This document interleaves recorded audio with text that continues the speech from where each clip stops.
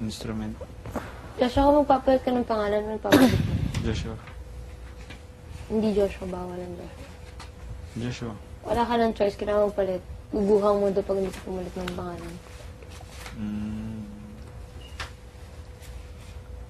Dudong. Tutoy. Dudong. Joseph. Joseph, baka Joseph. Para malapit sa Joseph. Hindi ako pangit. Hindi ako... Bakit Joseph? Hindi.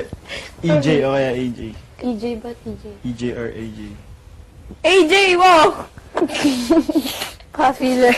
Grabe. AJ, mas Hindi, bagay hindi. yung AJ. Meron ako Isa na akong AJ. Meron ako naging crush. Kamukha mo. AJ pangalan niya.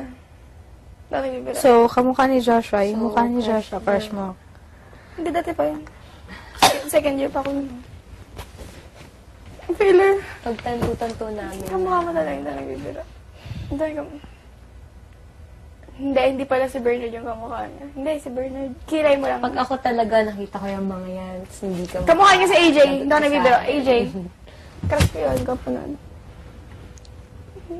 So, gwapo si Joshua. So, gwapo siya. Hindi. Kasi kumukha niya eh. Uy, natatawa. Feeler. So, ibig sabihin gwapo si Joshua.